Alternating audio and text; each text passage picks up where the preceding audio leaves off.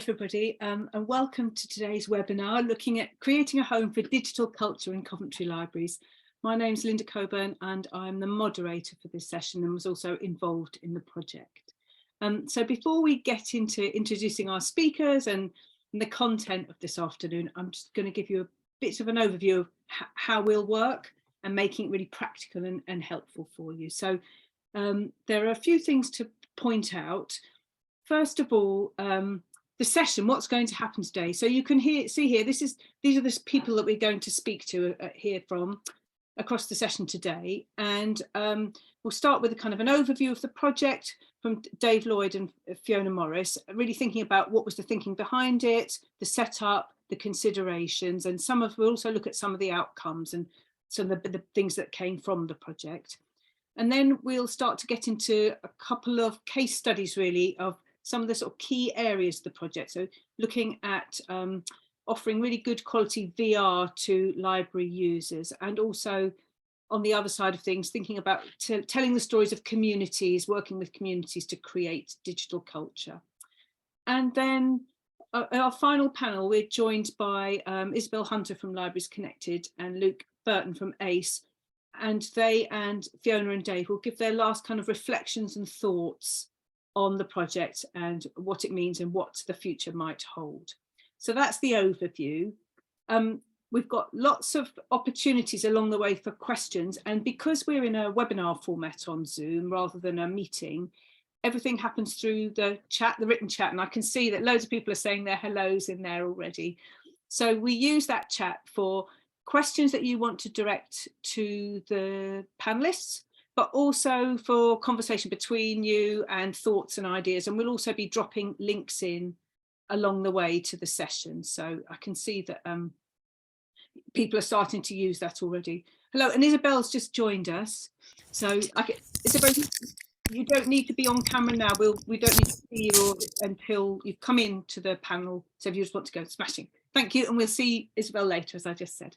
So we use the chat a lot. If you've got questions for each other, comments, you want to give thoughts or any ideas, use that function there. And along the way, we'll just sort of stop and ask for those questions at the different session points. So that's the chat. The webinar is recorded and we'll make it available on the Space website. We'll introduce the Space shortly, the partner in this project, along with Coventry Library Services. But we'll make the webinar available after this time if you want to share it then with any of your colleagues or compatriots. And the other thing to say is that we have a live captioner, Jen, with us today. So Jen's amazing. She captions live theatre, and so she's really great at kind of keeping up with the conversation. And if live captions would be useful to you, the information on how to use that service is in chat now, and you go to the bottom of the screen and pick up the show captions option. So lots to get through in this session. I'll be inviting Dave and Fiona to join me just in a minute, but the last thing that I wanted to say is that we'll have a short break in the middle of probably about 5 minutes. We'll see how we're going, but at least 5 minutes so that you can take a breath, think about what you've heard and come back together. And other than that, I really hope you enjoy it and get a lot out of it and find it very useful. So thank you. As I said, our first two speakers are Dave Lloyd, the Head of Development for Coventry Library Services, and Fiona Morris, who's the CEO and Creative Director for the Space. And we're really going to kick off by thinking about this, what started this project, what was the thinking behind it. So Dave, I'm going to start with you. Will you give us an introduction to the Digital Spaces project and why it was important for Coventry Library Services to do this? Thank you very much, Linda, and thank you everyone for attending this afternoon. I suppose for Coventry Libraries, the starting point was that this was a City of Culture project.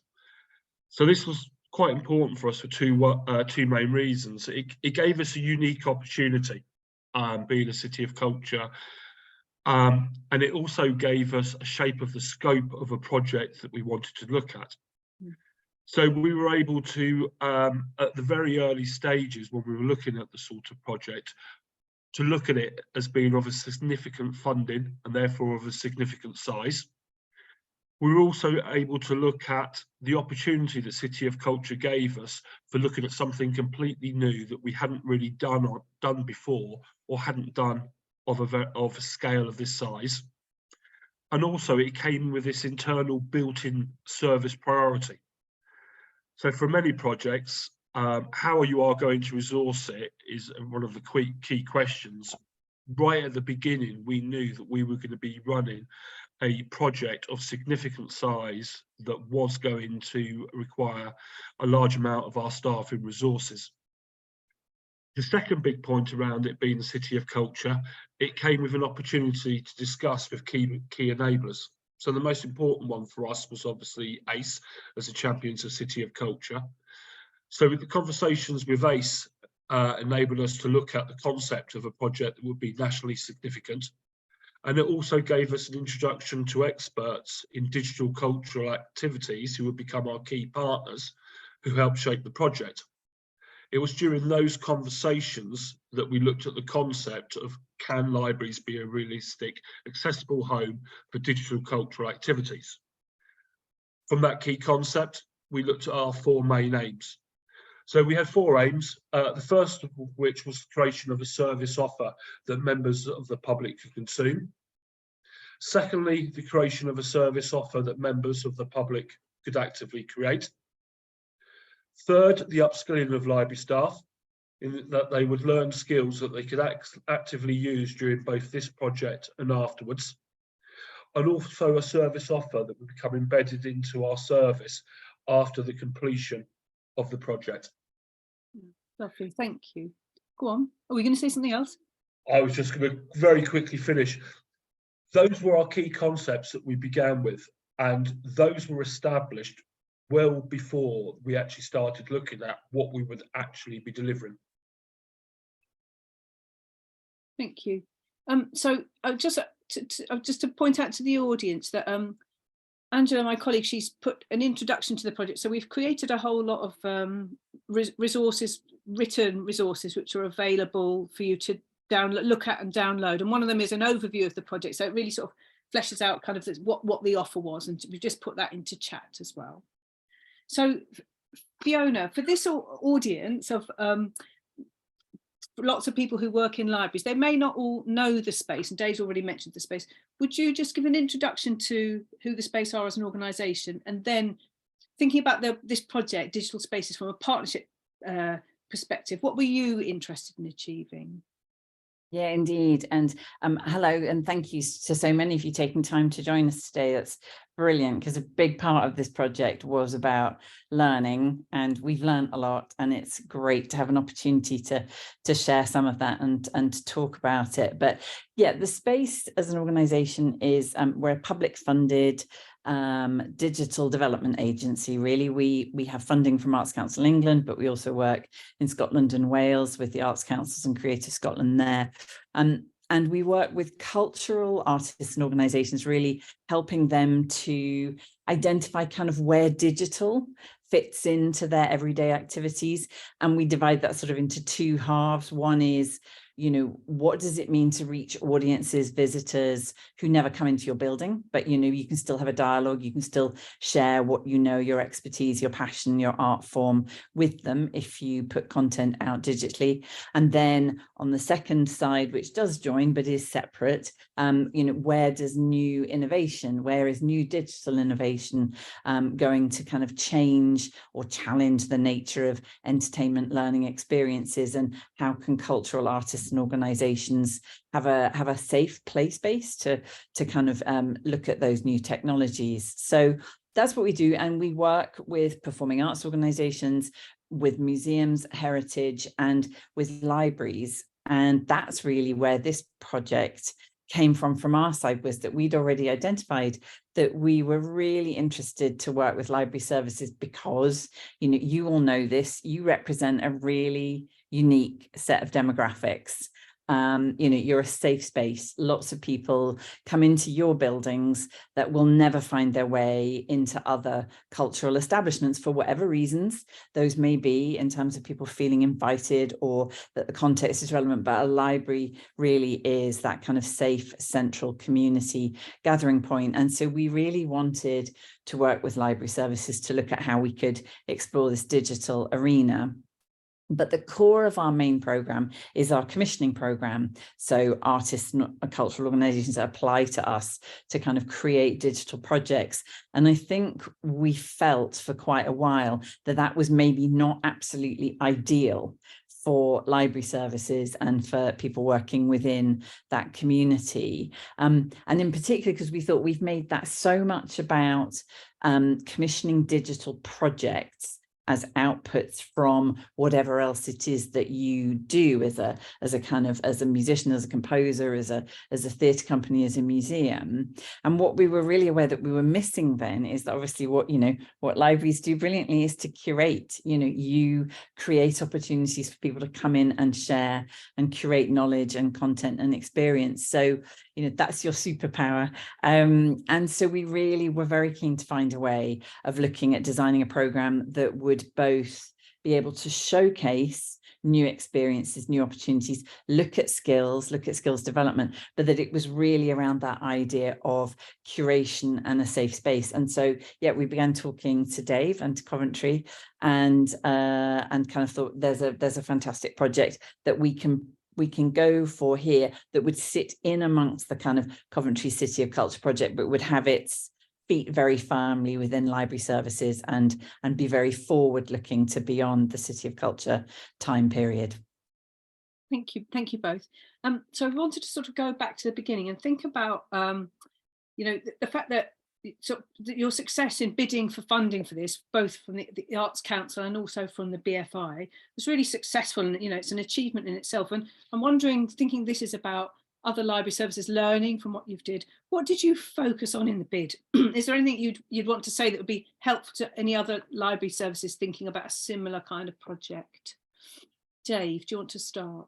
Scotty, I think for the library services, the first part of it, sort of even before we got to the actual bid, was the level of partnership work and the sector buy-in that we discussed before we even put pen to paper. So we had already, when we started looking at the bid, this high level of support from organisations such as the Arts Council, from Libraries Connected, from City of Culture, which even before the space came along. So we had this buy-in before we came to a bid about high-level public support. I still remember a chat with Sue Williamson after a meeting down in London, where she told me that I was escorting her back to the train station, about a 20-minute walk, where she just laid out the kind of things that Coventry Library Service should and could be looking at. The key bit to me, though, was the space coming along. If any library service has put into a bid, they'll know that it is a really big task. It involves an awful lot of work, and we don't necessarily have the inbuilt skills with it. I was able to work with the space. The space are an organisation very used to bids, very used to the budget side of it. So they were extremely useful for me in terms of helping to shape the bid as a bid process, as well as their knowledge and their experience around digital cultural activities. So the space is sort of bid writing and project management, and taking that worry away from Coventry Library Services for the bid was really, really important. One of the impacts of that was it allowed library services to prioritise about, one, finding the staff, internal staffing resources that we would need for the bid. Secondly, how would we infuse staff? Because we didn't want staff just to be involved in the project, but we wanted them to be the real champions of the project. We wanted them to be the shapers of how we would actually deliver our services. And another one, which I think was quite important for us, it enabled the library services to concentrate on relationships with other council departments. I'm sure that Fiona will talk about the the pleasure of the silo working of local authority and having to be patient while other council departments were brought online, most notably ICT services. And as you say, oh, I was saying, do you think everybody at home is probably, or at work is nodding away, and people will know that feeling, won't they? So for me, what was, the summary for me is we were able to work with a partner who were extremely well experienced in terms of bid writing on a project that we had a high level stakeholders and built-in support from partner organisations. And we were then able to concentrate on some of the details and leave some of the worry to partner organisations such as the space. Lovely, thank you. So let's go to Fiona. So thinking about bid writing and support and advice, and what would you be saying to people about what you learned from doing it, or what you focused on? I think, well, I would sort of, everything that Dave said, definitely, all of that. And I think the thing is that, we are an organisation that, we're really keen to talk about what digital, that horrible word because it covers too many things, but we're really keen to see where that can transform or change an engagement with audiences or experiences that people are having. But I think we're also, very quick to say, we don't have all the answers here. The projects we're working on are opportunities for us to learn, for us to kind of develop best practice and share that around. So I think when we started this and we started the conversations with Dave and the team in Coventry, and through the bid writing, I think what we focused on was be really clear about what your outcomes are. What are you trying to change? What are you trying to ask questions about? Who are you trying to reach that you might not be reaching? What do you want to explore? But absolutely build in flexibility about what the outputs will be, because until you're actually working with a team, as Dave has just alluded to, many of you will know, working within kind of council systems, and working with a limited staff resource that is already working, at 110%, delivering a huge amount of activity within the library services. There's no point in us rocking up and saying, oh, well, tomorrow, we'd like you to completely transform the children's section of the library into a kind of, into a VR experience zone. And we had to learn, okay, it's going to take this much time. We'll need to be clear this much in advance about, changing the nature of an area of space within the library, needing librarians and library staff who can work with us to do that. And at its most basic level, looking at the kind of IT systems and making sure that everything that was there would work kind of, fluidly and well on the day. But I think that would be the big thing, knowing that you have to create space in there to actually adapt the program. And I think there were two things that I would say. One is look to see where there's partnership and collaboration that already exists. And we were very lucky to work with Zilla, who is going to speak later on today, but Zilla Watson, who had been in charge of a fantastic team at the BBC creating new VR experiences. And Zilla had already run a project taking that out on the road into library services. So Zilla came alongside us and very generously sort of brought all of that experience and all of that learning into this project, which was great. So that allowed us to offer, a range of experiences on VR headsets that really worked for the diversity of the community coming into libraries. And then that sort of further iterated, because later on in the project, where we wanted to work with young people, look to see how the library could be a hub for them gaining new skills about VR. And we sort of knew that wasn't going to be possible with kind of full-blown 360 VR, but we'd been working with a company who are also going to be speaking later today, Neon 8, who have been working in 180 VR, and we were able to then add a whole project to the plans to actually let some young people come in and work with the team at Neon 8 to actually shoot some short films that were then curated into the collection, which was brilliant. And the other thing I would mention is we then added a whole showcase element, because as we went on, we were then working with so many people in lots of different sites around Coventry, in other satellite library services. And we suddenly, I think, all thought, Dave, everybody, we were going, how are we going to bring everyone together so that they will all know what they've contributed to making, which is amazing, but, you know, without having a moment, you know, and then that meant lots of organizing about when would the Central Library be able to create enough space, time and resource for us to actually host, you know, a 3-day event where certain elements then went on for much longer than that. But that was really important. So that flexibility about outputs, but real clarity about the outcomes that you want to measure your activity against, you know, and also don't forget to, you know, look to enjoy the project because at the end of the day, these things do take a lot out of a team. So you really want to make sure that you're actually letting everybody, you know, enjoy it, actually acknowledge what they've achieved and celebrate that. Lovely, thank you very much. So, so Angela dropped the first document she dropped into chat, really outlines the outcomes and the impact of the project. So I think we'll come back to that question later on, but just wanted to go back to Dave and to say, you know, sort of thinking about, you know, you're running a service, you're doing all this and running a service at the same time. How did you manage that, and what's changed about the service from doing a project like this? I suppose in many ways this is the hardest part of the project. How do you prioritize one project? I mean, for us, digital spaces was one of 2 main projects we were doing at City of Culture, and we were also running all of our events and activities. We were also in the period where we were just welcoming people back after COVID, so it was an amazingly busy time. I suppose for us, we prioritised digital spaces projects, and one of the key examples of this would be we sacrificed one of our key digital coordinator roles.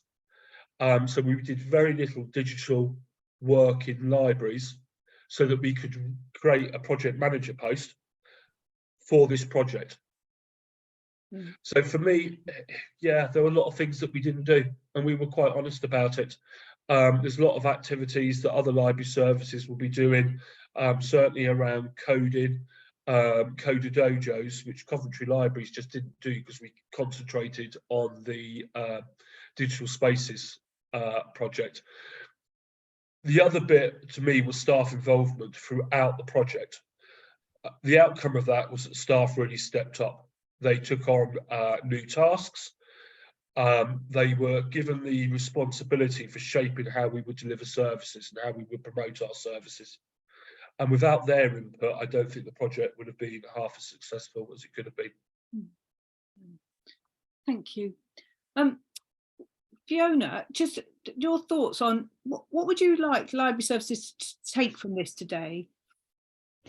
Yeah, I mean, I think, well, as I said, you know, it was a learning exercise for all of us. And I guess that it's possible. And as Dave said, and I couldn't endorse more heartily, yeah, preferably don't try and do this as a pandemic is ending. And people are still really nervous about coming back into real spaces.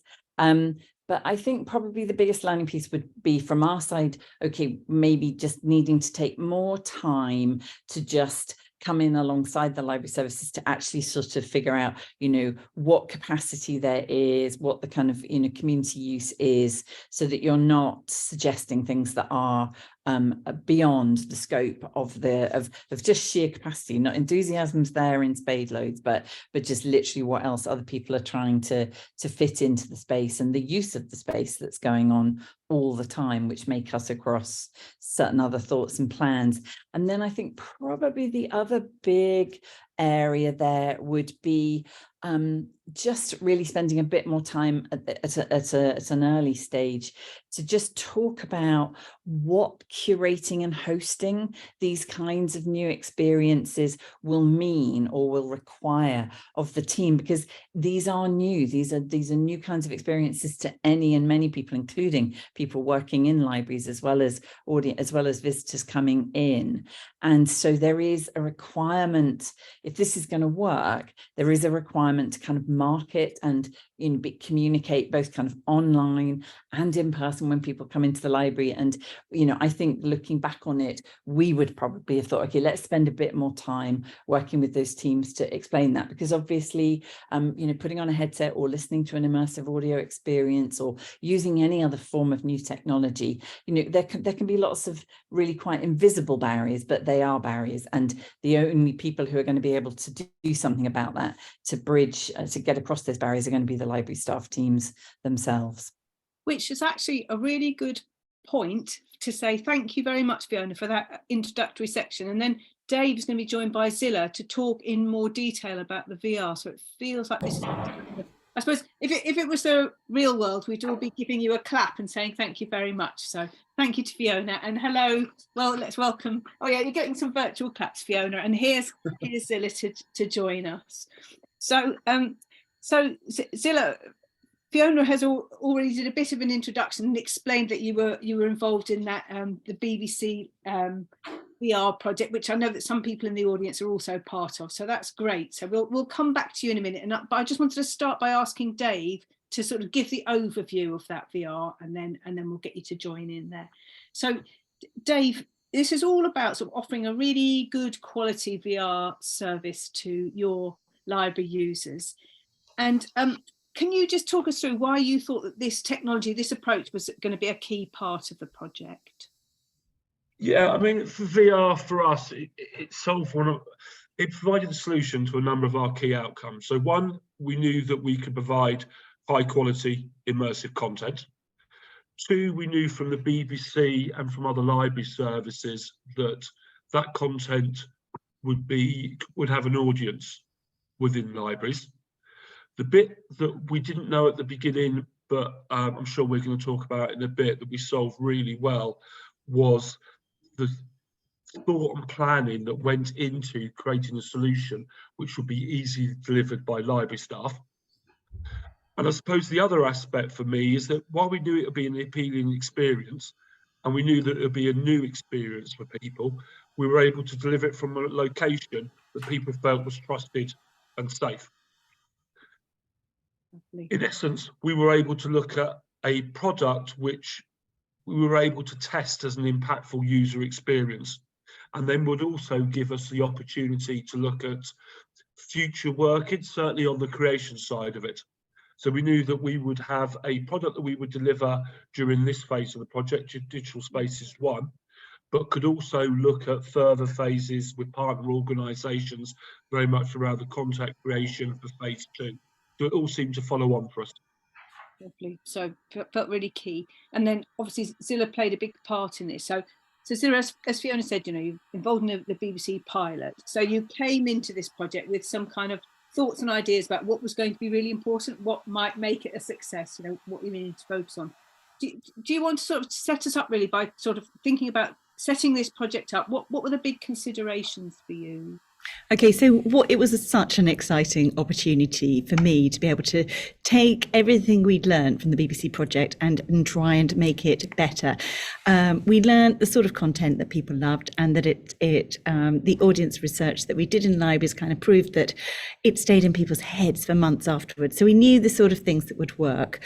We knew there were a few friction points, if we call them that, around the technology, even though we were using simpler headsets, so we could work to find a simpler way to present the content to audiences in the libraries. And we were, essentially able to think through how something that had worked as a pop-up trial, how to make that into a longer term service. And that involved a lot of behind the scenes thinking about things like license models to ensure that content producers got a fair deal for their license. It involved thinking about a content management system that enabled us to replace content every couple of months. And the way it works was basically this. It's a bit like an old-fashioned cinema where there was a load of content that anyone could see all the time, which was the BBC content. So the great thing is the BBC licenses that free to libraries and education institutions. And then every couple of months there was new premium content. So there were sort of top screenings and different content that we could try. But that of course required technology and things to support it. So that was a sort of behind the scenes thinking to make it as frictionless for library staff to show and for audiences to enjoy. Lovely. That's like a fantastic overview of all the key elements, really. So perhaps we could dig into those a bit more. So you've talked about talking about the sort of content that audiences enjoy. Can you be specific about what you knew beforehand and what you've learned through this program about what kind of contents people like and why?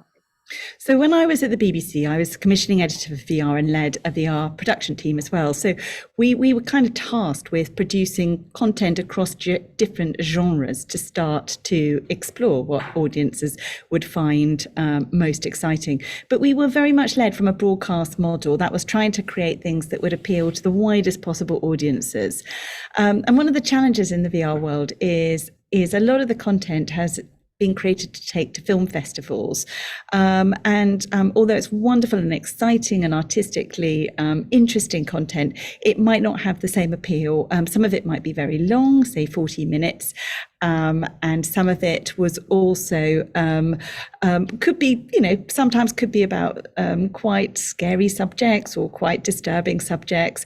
And one of my mantras at the BBC was, we actually do need to bring, if people are going to try this crazy headset and put it on, we do need to bring them some joy as well with the content. So we've worked hard to find the right sort of content for libraries that was going to take people on adventures and really use VR for what it's good at.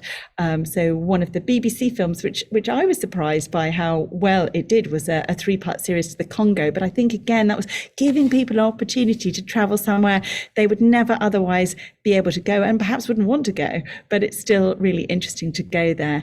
And we know that adventures in space work really well. And one of the most popular things at Coventry was a beautifully made film in which you join in a climb of Everest and get to the top and the sun clears and you've got these beautiful views. So again, something that we'd all be interested in doing, but most of us will never have the opportunity to do. So it was, there's all sorts of things.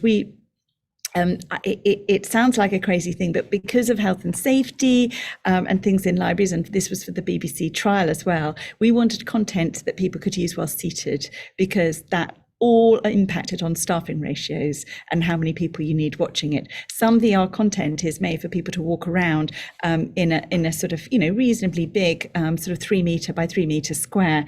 That wasn't going to be very practical in libraries unless you're running special workshops. Of course, then it's brilliant to be a bit more adventurous. But we had some restrictions like that then impact on the content you can choose. But my dream as we move forward, now we know the sort of things that excite people, and we know that they've got to be seated. At least we need a range of seated experiences. We also know people don't want the headset on for too long in a library. 40 minutes was way too long, and if there's a queue of people waiting to do it, you really need things that are under 10 minutes.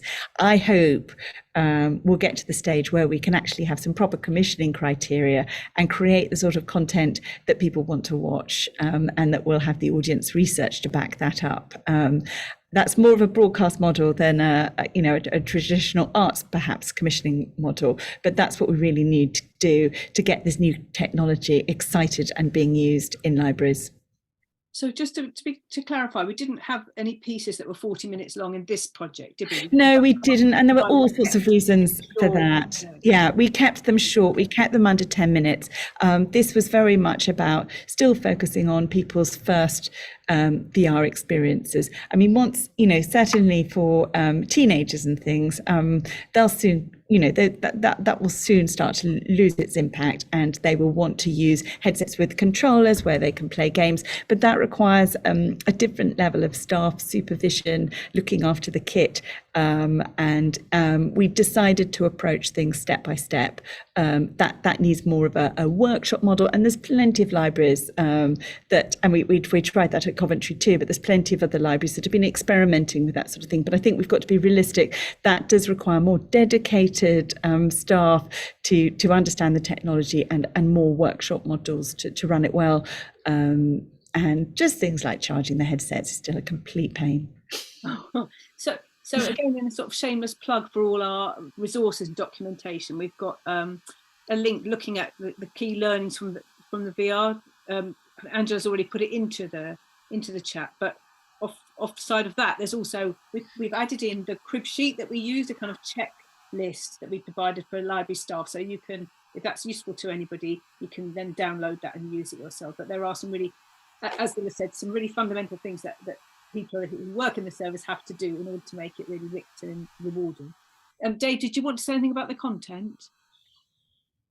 No, I agree about the content. 10 minutes was absolutely ideal. We had, starting off, people were coming in, perhaps looking at one piece, maybe two.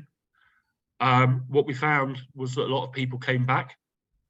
And then people were staying longer for their second or third go. So we had people coming in and doing all three Congo pieces and stuff like that because they enjoyed the first one so much. To me, one of the real successes of this project, for anyone who did the BBC project, they'll remember headsets and hand controllers, untagging and linking up to a headset from a device which they weren't originally attached to, and it actually being reasonably problematic and difficult for staff to show someone how to do VR when the member of staff can't see what the member of the public is looking at because they've got the VR headset on. So for me, one of the big successes of this project is coming up with a solution for library staff which was easy for library staff to demonstrate VR and easy for members of the public. Getting rid of the hand controllers, coming up with an iMotion content management system was really easy. We originally, when we were looking at this, had 2 members of staff for each session. We were soon able to go to 1 member of staff for the session because members of the public found it that easy to use VR. And that meant the second member of the staff could concentrate on the evaluation exercise, which is great delivering the VR, but we also need to capture it for future learning. So we're sort of talking about 2 things really. One at the moment, one is about the headset itself, and the other is about the including this, thinking about how the staff take this on as a service. And Zilla, what are your thoughts about that? I don't know which way you want to go around it, whether you want to think, if there's anything you want to say about the headset first, and then we'll talk a bit more about the involvement of the staff and the importance of that. Is there anything to add about the headset?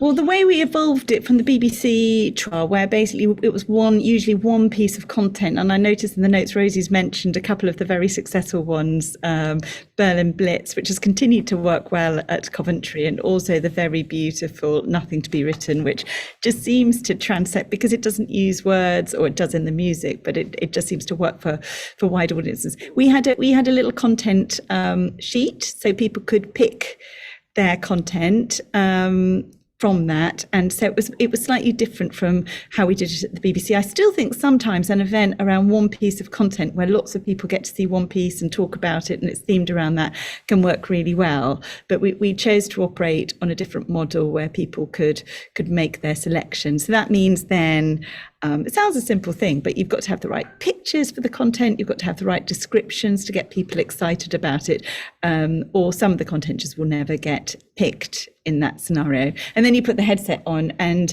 the way it worked, we developed an app where you have little icons for the bits of the content, and by using eye gaze, so you look, and a little icon comes up that picks that content. So it was very simple, and I don't think there were any problems with that, whereas we did have in the BBC trial lots of stories of controllers unpairing, and it was just when you were looking after lots of kit, remembering to stick the right controller back with the headset was problematic. But this can't go, in the future, the interactive experiences now that use controllers are starting to move over to just using hand controls and things like that. So although they might require a little bit more setup in terms of people getting used to it, some of these technology problems in the next couple of years are all going to go away, and the interactions will become much easier. So it's just the point where we are at the moment, but it's been wonderful to find a way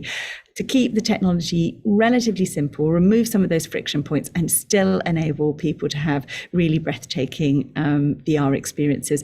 And that's been about the right selection of content too, that tell remarkable stories, that take people on adventures and magical journeys. And you've both spoken quite a lot about the value of this library staff in the whole experience. Is there anything that you haven't had a chance to say yet about how important that is? Zilla, you first, and then Dave might have some other thoughts. Well, we'd already figured that on the BBC trial, that it was the library staff that were bringing their enthusiasm that was making this work, and that's absolutely what we discovered. I mean, it's this wouldn't work if you just went into a library and there's a VR headset on a shelf. We know that doesn't work. We know that from similar projects in French and German libraries as well. It's got to have a human dimension.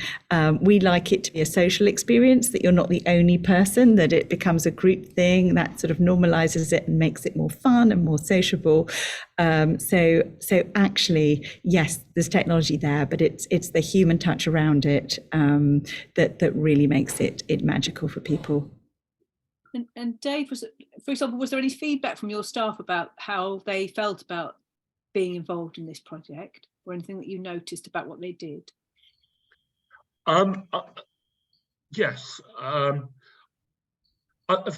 In terms of the VR, the library staff were key. The number of people we had coming in who perhaps came in with their family, with young people. They came in for the young people to have a go of the VR, but the VR wasn't for them, who ended up having a go because they were seeing the experiences of their children, and through speaking to staff was vital. So I don't think the project would have been successful. We've talked about libraries as trusted locations, and the whole idea of libraries being the home for a potential new home for digital culture, to me, very much sets on the library staff. Libraries are places where people will come in for new experiences because of the library staff who are there guiding them through it. Library staff very much shaped how we did the sessions in libraries from their own personal experiences. So they took that on board and were very key to how we actually delivered as to what worked well, what didn't well. And they play a key part in the marketing. We produced, we may touch on this later, a lot of high quality marketing assets that we could use for social media, which weren't about so much about VR, they were about the experiences of using VR. And it was those experiences that library staff spoke to members of the public about, which made it very appealing. We've had a question, somebody's asking, how did you enthuse your teams about the VR? It was quite a lot of work, wasn't there, to get people involved at the beginning, the staff? It was a reasonably slow and gradual process. VR could be quite a magical experience, and the content that we had was of such high quality and was concentrated around this sort of exploring kind of theme, that the VR content, quite frankly, sold itself quite easily on and quite quickly. So we had more staff asking to be involved than staff not asking to be involved. The problem was trying to encounter them all. The VR before we went live around members of the public, especially because we were in COVID and stuff, one of the key questions was, well, how do we expect staff to use virtual reality when we're just coming out of VR? Well, the virtual reality headsets went round staff. So they experienced the VR. So my staff weren't talking about experiences which they were guessing about. They were talking about experiences they'd actually been through. So they knew how easy the VR was to use. Some of them had questions about whether they wanted it so they could relate to members of the public. So I think that was quite key to me, was that staff were given the power and the authority and the decision-making process about how to talk to members of the public, how to judge whether someone will be involved or not. Yeah, lovely. So we've got a couple of other questions. One is, Zilla, do you want to say something about the headset, the choice of headset? Rosie's asking which headsets. Okay, so the headset we use for the BBC one was the Go headset, which Oculus then stopped making. So we actually used a headset made by Pico, which actually had a much better screen, which was a shock to see some of the things in a much clearer vision. But that worked very well. Again, it's very similar to the Go, just a better screen.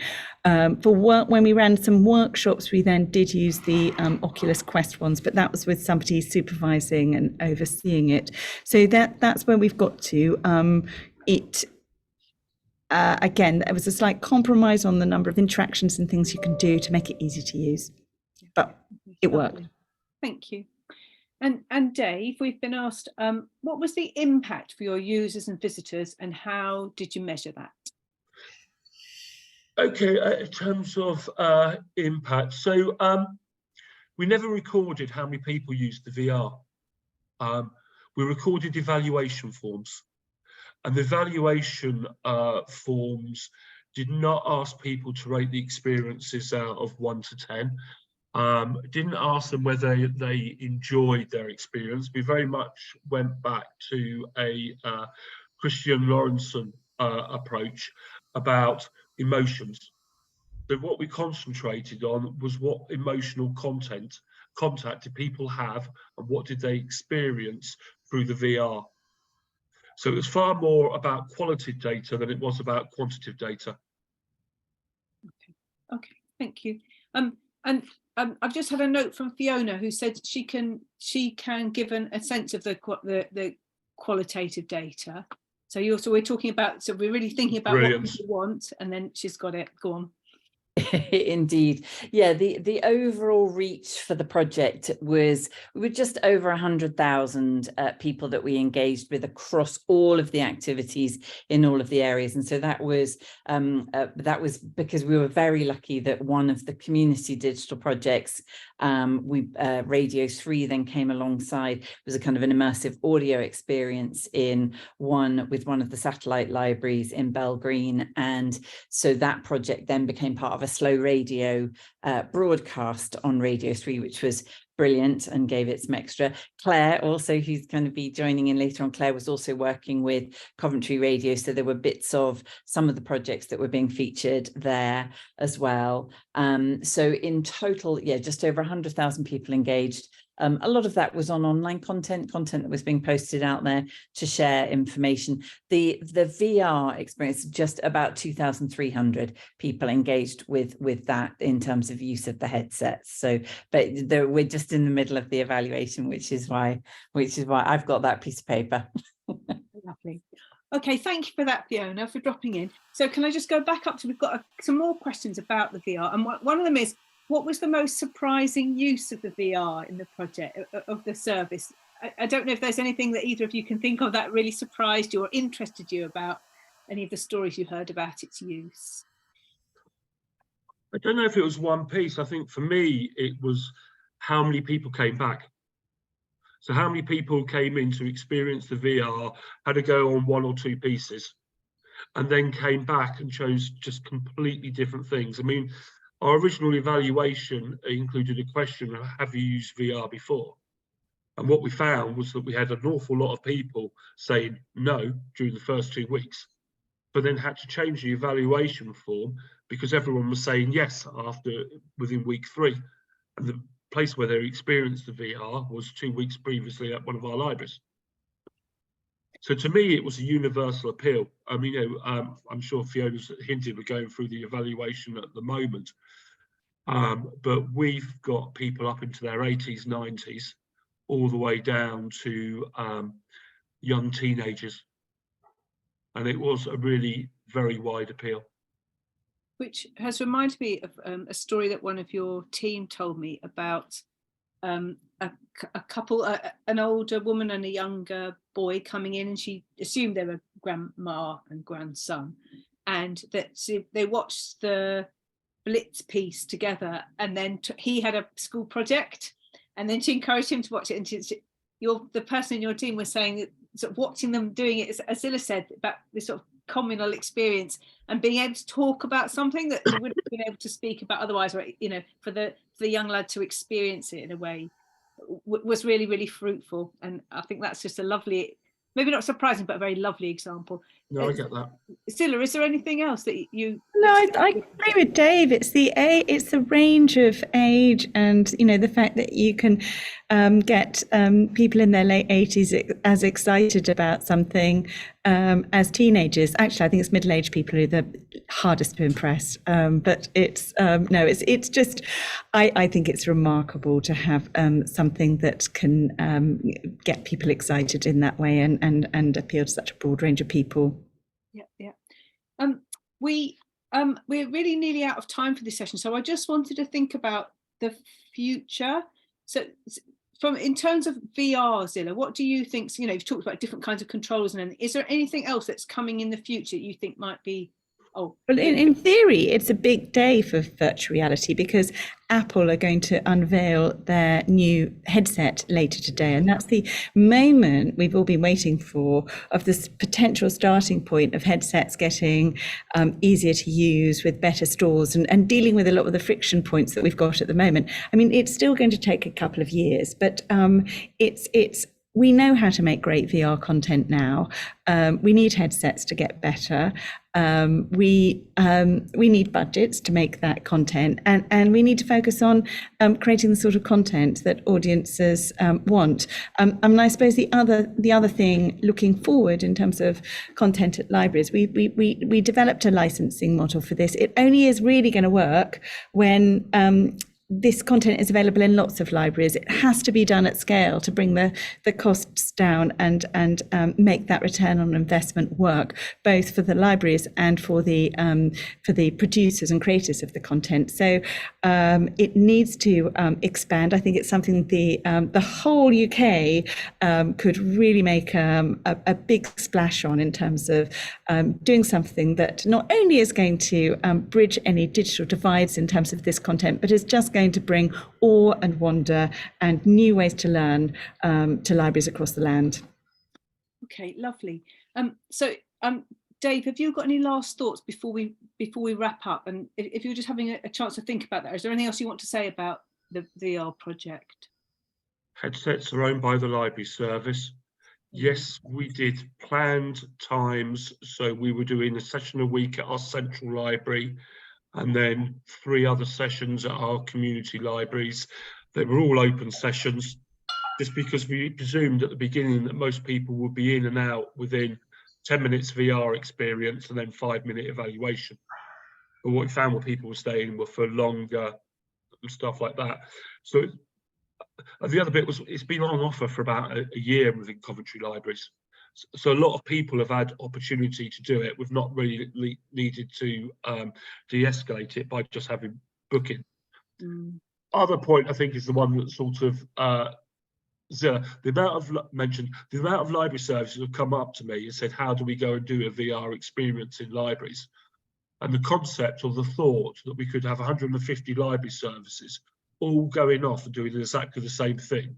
And the future should not be some kind of centralized pooling of resources around licenses, around headsets. It's got to be one of the futures that we look for as an outcome from this project. Yeah, I mean, it doesn't need to stay like that, but it needs to start like that to get it going, yes. I think, and then people can diversify. And but it's such early days at the moment that it would make sense to pool resources, and then that will be the best way to bring the best possible content to as many libraries as possible while we're at the stage we're at. Lovely. On which note we will finish there. Thank you very much for thinking about the future and the possibilities. Thank you very much to Zilla. I think you're going to disappear off, and thank you to Dave. You can have a 5-minute break now. We've got thank yous coming in. So what we're going to do is, as Sam's saying, we'll play the trailer. So this is the trailer that was made for the Digital Spaces Showcase, which Fiona spoke about at the beginning. It's about 3 minutes long. Then we'll have another couple of minutes. So we'll come back and start again looking at the community storytelling, and we'll do that at 3 o'clock. Okay, so just enjoy a little break, a screen break, or you can watch the trailer video. Thank you.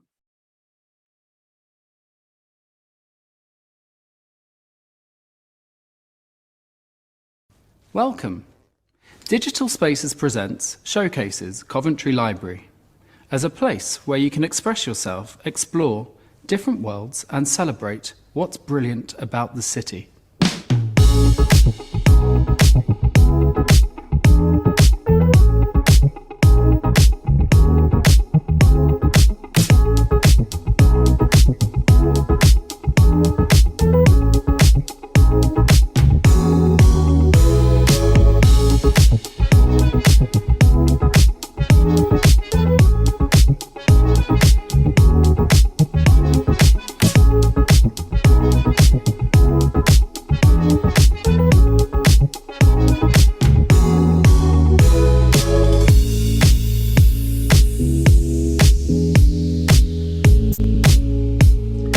Hello everyone, my name is David Bauer.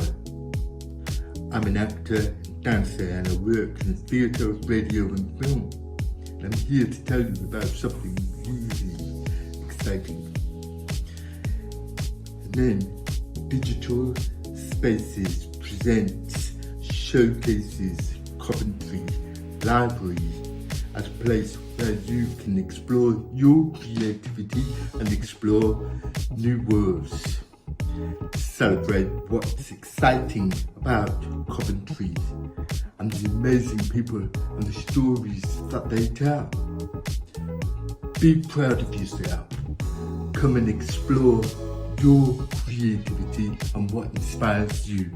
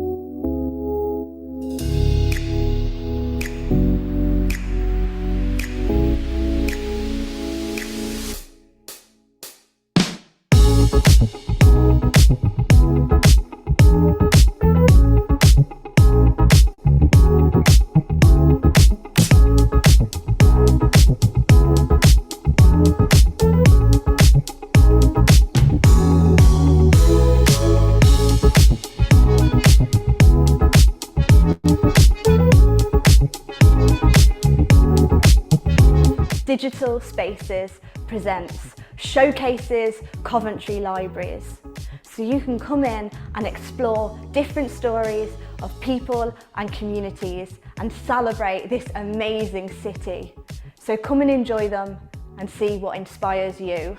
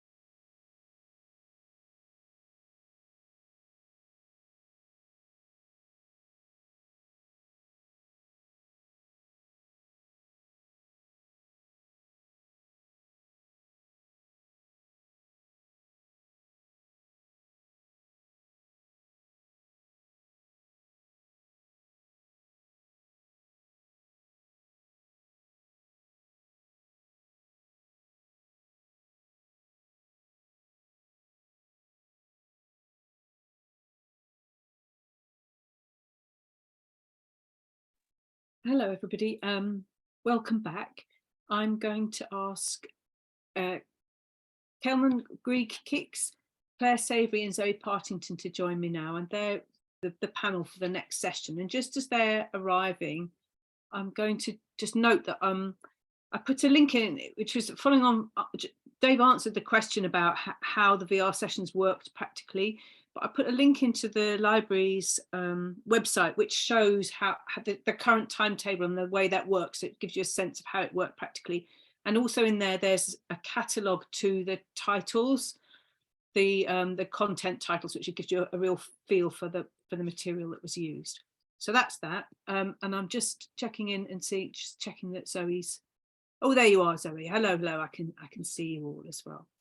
Okay, so it's very nice to see everybody. And in this session, we're thinking about the ways in which digital spaces worked with communities to create digital culture, rather than, the VR is really a kind of the experience of consuming and enjoying the culture that's already been created. And this is about, what we could make that was new and very of Coventry. And our three panelists, I'm going to ask to introduce themselves very briefly, then we'll get into the sort of meat of the conversation, but really thinking about how they worked, what they've learned about libraries as kind of hubs of digital creativity, and then there'll be time as ever for questions. So I'll go to Claire first, just so everybody gets to meet everybody before we get into it. A kind of one line about who you are and what you do, please, Claire.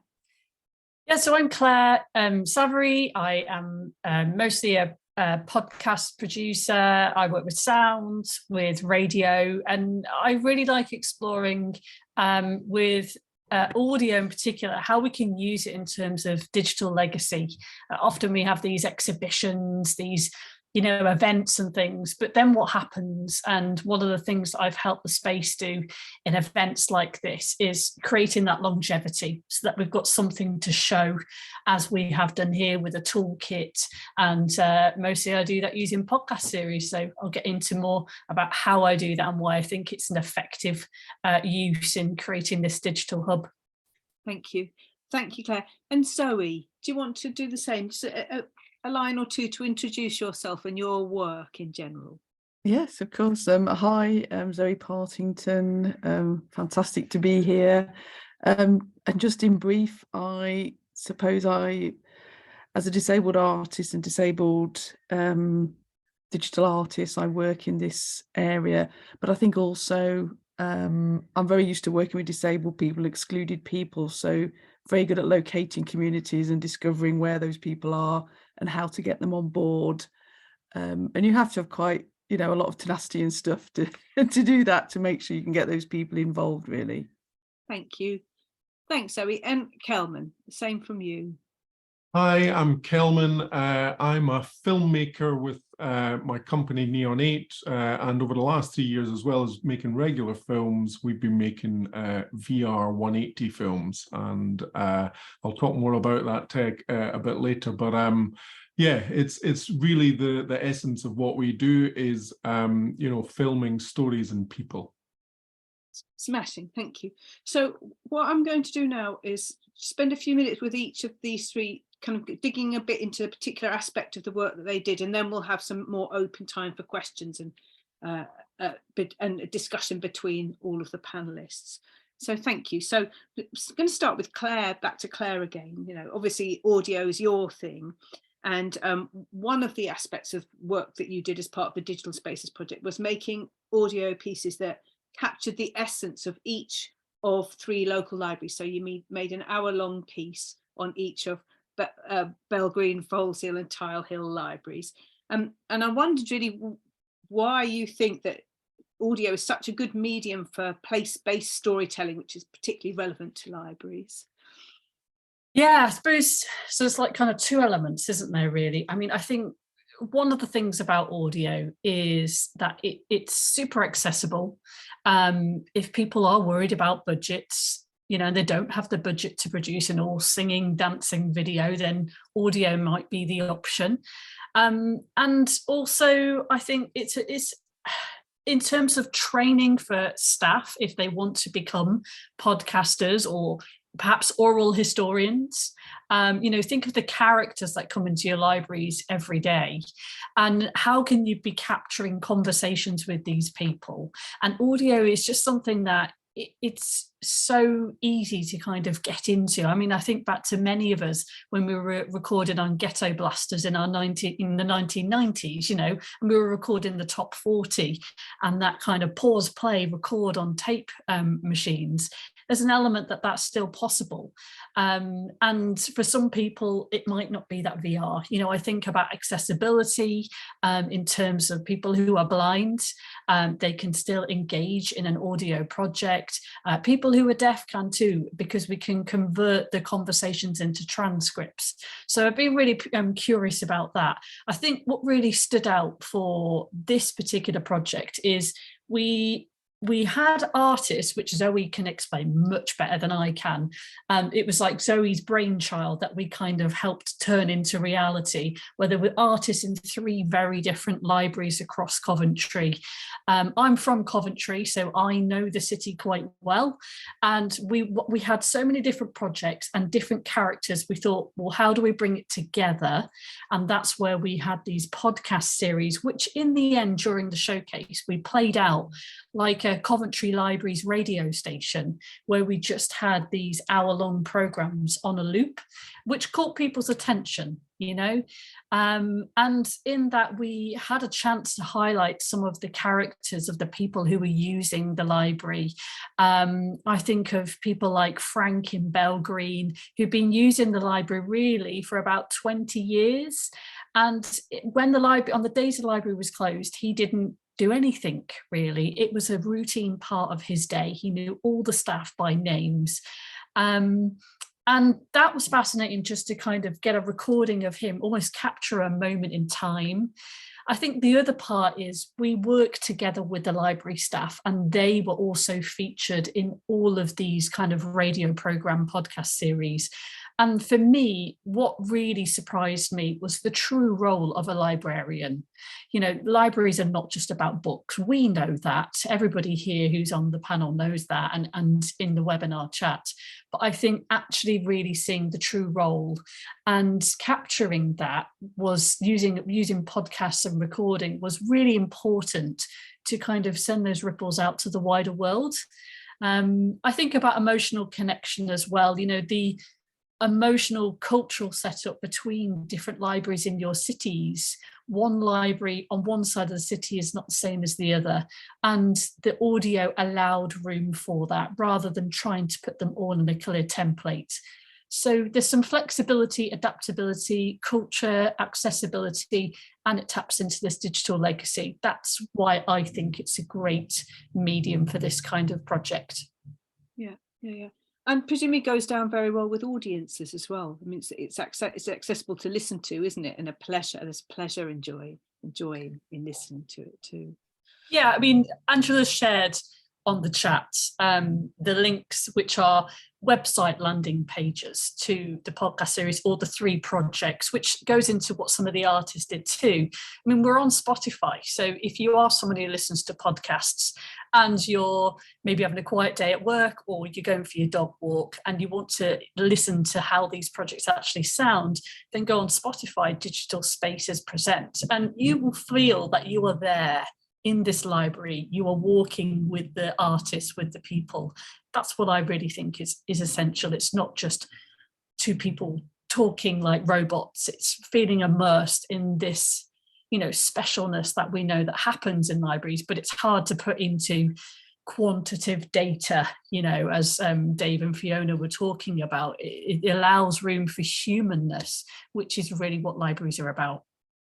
And how did you go about engaging people and to get their contributions and their input to it? I'm talking about the library users and the library staff. I think a lot of that comes building relationships. You know, it might be you're going into the library 2 or 3 times as a producer, as an artist, and you're not going there to record. You're simply going to have a cup of tea and get to know people. And a lot of the groundwork for me was done by the artists who really embed themselves in the community. I would say that, you know, as library staff, be open to welcome these creative people into your community, even just, you know, for 1 or 2 sessions, because they will spot things that perhaps you don't. And it was, I just started having chats with people who were walking through the doors of the library, and we did what we call Vox Pops. And it was amazing just for some people actually who were coming into the library for the first time. You know, after COVID, we know that interactions with libraries has changed. It's not perhaps what it was, but new audiences, new people might be coming in. And I was kind of reporting back to the library staff some of the things that people were telling me on microphone, and that surprised them. But ultimately, for us, it just allowing us to kind of feel like we were part of the library family, not getting in the way, but taking the time to listen. And that's, I think, essential, that in this digital culture, we were recording and capturing conversations on tape of people who don't get a voice. They're not the type of people that are reported on the BBC or I don't know, on TV or radio or in the local newspaper. They're often very hidden, vulnerable people, but they took the time to talk to us because we took the time to build the relationship. And they're not necessarily the type of people that would want to naturally get involved in digital culture, but they were, but we weren't saying that's what it was. Yes, so just because it's about pleasure and joy and feelings and people. Yeah, lovely. Thank you very much. Thank you, Claire. So just before, I'm going to bring Zoe in, but it's just occurred to me that again we're really sort of digging into particular aspects of the project. We're not covering every single thing that happened during digital spaces. We're picking a flavour of the community projects that were created. So if you want to know more about the overview and kind of outlines of all the aspects of the project, Angela's already put that overview document into the chat, and I think also she might put in the link to a blog that Dave wrote for the DCMS website, which also is just, if you're thinking which bit are they talking about again, that might be a useful sort of guide, I guess, to the whole project. So we're talking about people and creating the stories of, you know, making sure that the stories of everybody is told, everybody in the communities are told, which is the point to bring in Zoe, because Zoe had worked on different aspects of digital spaces, but part of her role was the advising on inclusion, and Zoe was commissioned to add creative audio descriptions to some of the content pieces, the visual content pieces that were created for the final showcase. And I really wanted to pick up on that, Zoe, because it feels so important to, you know, in terms of including people. How does creative audio description enrich people's experience of somebody else's story, of what's available to them? I think one of the things it does is make people appreciate and feel about things in a very different way to just that visual relationship. And I think even, you know, when we're using digital means, it's a whole range of things. You know, it's sound, you know, it's textured sound, it's descriptions of what those visuals actually are, and that can be done in so many different ways and so many layers. So that can bring poetry. I know some of the projects, when they were looking at some areas of Foals Hill and Bell Green and Tile Hill, people were going out and photographing the landscape, photographing what was in those local communities, but then describing it. So describing it in words. So then it was that whole thing around looking at what language do we use, what cultural references do we use. So I think you can from something so small like audio description, to make sure that blind audiences can be included, you can build layers and layers and layers, and it's never ending, I think, in many ways. But it also highlights to other people that not everybody's the same and not everybody accesses everything the same. And I think that's what's really important. It can be done in a fun way, a joyful way. It means you can include blind people in the whole process, because you're developing a much more level playing field. And I think it's really important to remember that in the past, libraries were fundamental in having things like audiobooks on their shelves or in their vicinity, and blind people had to go to the libraries to access those things. Nowadays, audio content is much more readily available, but it doesn't mean that people don't want a relationship with a community and with people in that library, because that helps sort of remove isolation, get to know more people, get to know other projects that are going on. So I think it's just really a fun way, really, to do things in a slightly different way. Thank you. And so I wanted to sort of highlight the two aspects of what you did. And So I just put a link into one of your pieces, one of your audio descriptions, so people can have a listen to it and see what it brings for them. And the other thing, as Claire said, you were kind of core to all the three community-based arts projects, digital arts projects that were part of the digital spaces, and you were the person who kind of identified the artists who would work on the project. And just, so you're bringing together artists to work with libraries and with communities. And so the question really is about what were you looking for in those artists, and why did you think they would be particularly suitable to work in libraries? Yeah, I think somebody's already mentioned it previously, and it's about brokering those relationships between, isn't it, the community and the library and other networks. And that many artists are really, really good at that, because they will have a cup of tea and find things out, because they will sit and chat to people over cake. And I think a lot of the artists I chose were people that do that quite regularly. And I think it was a way of supporting the library staff to be able to connect in another way to different audiences, different visitors.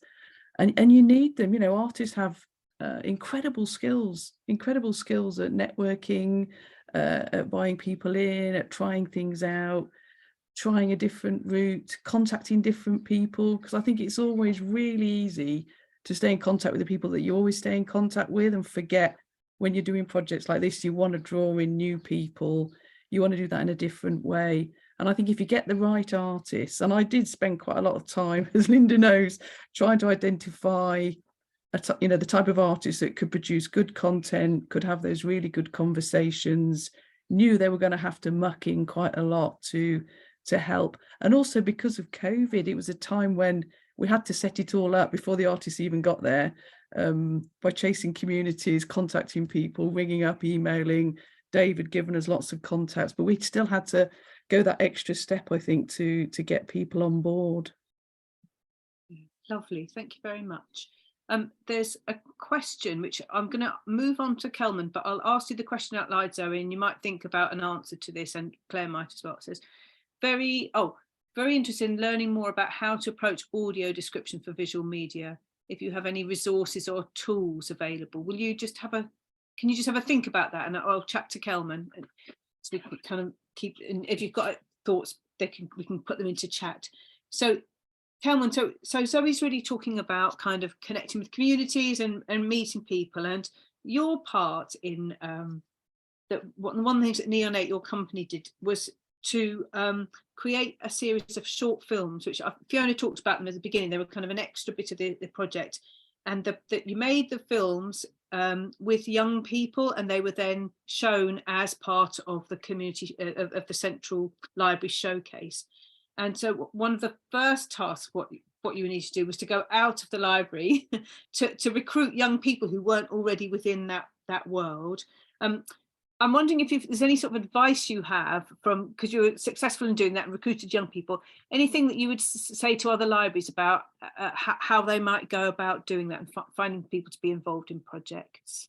Well, I guess from our point of view, we got all the young folks to, we recruited them at the Screen Skills Creative Careers Day in Coventry, which was, I think, about a month before filming, if my memory serves me correctly. And we got a fairly good kind of uptake of people to come along to that, including a local college lecturer who actually signed up 3 or 4 of her students as well, which was great. And it gave us the ability to run a workshop prior to the filming, and then to basically allocate students to each of the 4 different films. So you don't want too many people coming along to any kind of film, that means there's kind of lots of chit chat and stuff in the background. So we tried to keep it fairly kind of intimate, I guess, in terms of the number of people that were at any one particular shoot. But I guess doing this kind of again, if there was, if this was to roll out to future libraries, it would be really doing this call out amongst as many different channels as possible, I guess, that can reach young people locally. So whether that's kind of, using, some kind of, there's a lot of young people who are active within their community who would have kind of channels to kind of, social media channels, I guess, are nowadays probably some of the best ways to get interest in it. And I guess the messaging that I think we were fairly clear on was that, you're not here to kind of make the films yourself. You're here to see the process, understand it, go have a workshop, find out kind of what is involved in VR filmmaking, then go on a shoot, and then, seeing what's required, because it does take more than, just kind of having a workshop for an evening and then going out to shoot it. It requires, I mean, I guess making a VR film, when I got into sort of making VR films, the kind of information that's available around it, for making regular films, you can go on YouTube and there's just so much in the way of knowledge out there in terms of how do you make a film either on an iPhone with a new camera, how do you edit? I mean, it's just, there are so many resources. When I got into making VR, it felt like it was going back when I was doing a master's degree, just kind of just before the turn of the century. It sounds really old now, doesn't it? But just before the turn of the century, I did a multimedia technology master's degree, and all the stuff that was online then, in the kind of burgeoning internet, it felt like that. Learning VR is, there weren't the resources there. You really had to dig down, and it was much more of a hunting process. So I guess we're in a position to pass that knowledge on to people without them having to kind of scratch their head saying, how do you get into VR filmmaking?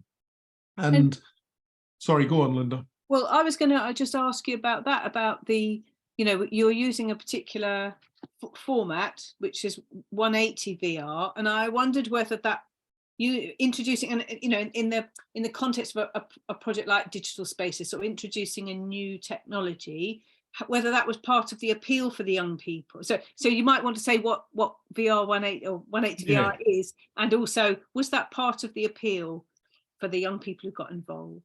I think, from the Screen Skills Day, we had VR headsets there. So everyone who signed up to it had seen some of the stuff we'd shot. And we do a lot of stuff, theatre shoots with, filming shows in VR. And because if I can just say that VR 180 is the equivalent of VR 360, but with only a 180 degrees, I'm holding my arms out here, you can't see, but it's a 180 degree field of view. So it is absolutely ideal for passive VR, watching like you watch a TV. You sit down, although with a headset on, it's like sitting down in front of the television. Whereas 360, you need either a swivel chair or you need to be standing. So this kind of passive seated experience was something that really kind of motivated us to get into VR 180, because we work in the performing arts quite a lot, and we work with third sector organizations and all these things in terms of disseminating kind of VR films. It's much easier with a seated VR 180 experience than it is, as Zilla was talking about earlier, in some of the more kind of in-depth gaming type experiences, or even VR 360 film. So for us, it's really the best format for a kind of gentle, passive introduction to VR. It has lots of advantages, given the space requirements for people to experience VR, but also in terms of accessibility for anyone that has kind of any kind of movement issues, then VR 180 is a much better format as well. Okay, thank you very much. So we're thinking about, kind of making things available to people, and I just wondered from anyone, so just wave if you've got some thoughts on this. You all worked on these particular projects, which were then included in the final showcasing event, made available to people in different ways, but partly at the showcasing. And I just wondered about what, thinking about outcomes of the project, what did you notice about the people who you worked with or who saw the work? What were the kind of audience reactions like, and the reactions of the people who contributed to the project? What was the impact on them? And I don't know, do you want to just wave if you've got a thought on that? Zoe, go on. You need to unmute, Zoe.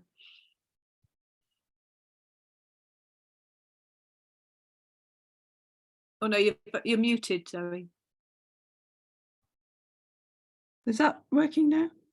Yeah. Yeah. Okay. At Bell Green, some of the people that had their photographs taken that were on a lot of the content, they were just so excited to be able to go in. You know, they'd never been into the Central Library, to go into there to see that end showcase exhibition and things, and to take their families with them. But for them to be there on the screen in the centre of that library was so exciting, and they were so delighted to feel they were actually part of it. And I think sometimes, you know, we forget how important it is to see yourself in those particular environments. And I know, you know, just David being able to sign as part of that film and be from Coventry, you know, it was something, it was really important to him that he could be part of that. And sharing deaf culture, sharing British Sign Language, you know, all of that's really important to people. Thank you. Anybody else got any thoughts? Go on, Kelman. I would just say that some of the young people, you know, obviously there was a range in terms of their engagement and potentially expectations as well, even though we tried to be as clear as possible. I think some people, maybe say 2 or 3, thought they would actually be making a film, whereas we already had the people who were filming, like Daniel Lismore, and at the Transport Museum, it was all kind of set in place who were filming. But when we'd finished, you know, we did a little workshop after we'd filmed it, and I had done what's known as rough stitches, which is basically putting you get a left and right eye because it's 3D VR.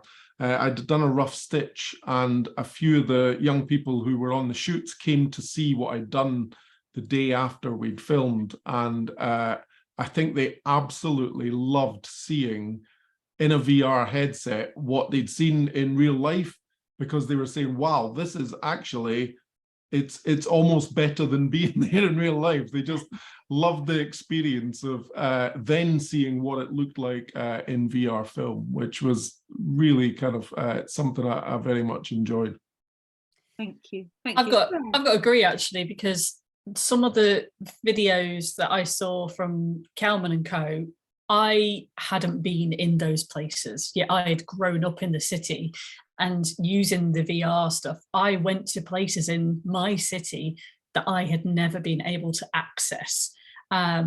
Even like going on some of the walking tours, say like in Tile Hill, the area near where I'm from and I grew up, I discovered that there were woods, and the people there were talking about deers going through the woods. And, you know, I just couldn't believe how much I learnt. And you could see that, like Zoe said, when people were coming into Central Library, there was that kind of shock of, wow, we're a part of this, but also this thing is happening here.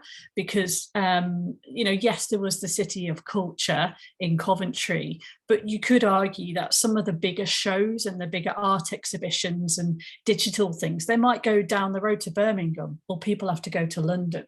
So by providing something like this in the library, which they can take a bus to, or they normally go to town on a Saturday anyway, that just blew people's minds. And I totally agree. Like, as people were walking in and they could hear the radio station and hear their voices talking as if it was radio, then they could see their faces, and then they could go and have a go and try a new technology just for fun. You know, there was no pressure, just have a 5-minute go, watching some of the kids rolling about the floor with these headsets on. I mean, some of them really came in timid. They barely spoke a word. They weren't sure if they were allowed to engage.